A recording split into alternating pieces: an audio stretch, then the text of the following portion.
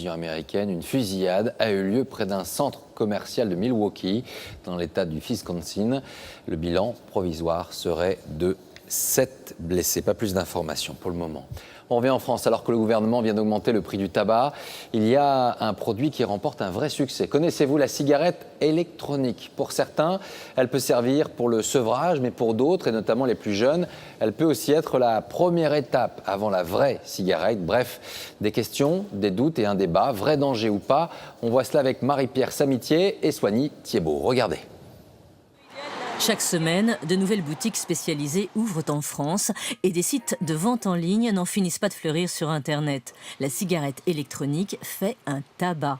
Pour 80 € environ, ce client l'achète juste après l'avoir testée version menthol. Effectivement, on a vraiment la sensation d'avoir une cigarette menthol, en fait, tout en n'ayant pas les inconvénients d'une cigarette normale, en fait. Elle est soit rechargeable, comme celle-ci, grâce à ce réservoir, soit jetable. À gauche, les recharges sans nicotine, à droite, avec nicotine. Et des saveurs à n'en plus finir. Vous avez ici, par exemple, sur la carte, tout le détail de toutes nos saveurs gourmandes, comme le café, caramel, vanille, réglisse. Les clients, ce sont les gros fumeurs, plus d'un paquet par jour. Comme cette femme conduite ici par sa fille et qui a décidé de passer à la cigarette électronique pour arrêter de fumer. On a décidé de se lancer dans la cigarette électronique ensemble. C'est vous qui amenez maman ici? C'est ça. Mon objectif, c'était pas d'arrêter de fumer, c'était de fumer autrement. Pour moi, tousser et pas inhaler tout ce que j'inhalais avec les cigarettes. Est-ce que vous savez ce que vous inhalez? Oui, du glycol, de je sais plus quoi et de la glycérine végétale.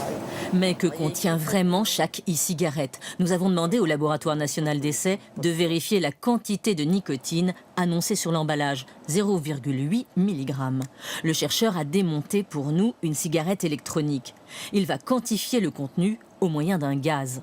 Les différentes molécules vont se séparer les unes des autres et vont sortir, comme là la nicotine, tout ce qui est nicotine va sortir toute seule et on va l'isoler et la quantifier.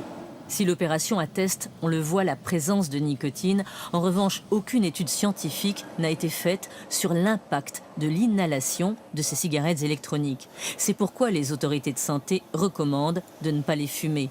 De plus, selon les médecins, elles représentent un véritable danger pour les plus jeunes.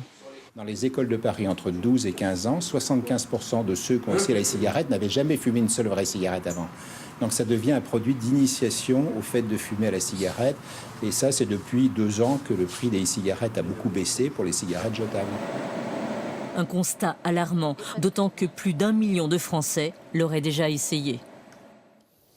Notre invité, comment le présenter, comment le résumer? En même temps, avec un prénom, tout est dit finalement. Karl, comme une marque qui sonne et qui résonne. Karl Lagerfeld, hyperactif, hyper créatif, mais aussi énigmatique et imprévisible. Bonsoir Karl Lagerfeld, merci d'être avec nous ce soir. Merci de m'avoir invité. Ça vous va ce mot mystérieux parfois? Vous l'entretenez un petit peu ce mystère, c'est important? Je ne fais pas un effort particulier, mais apparemment ça vient tout seul.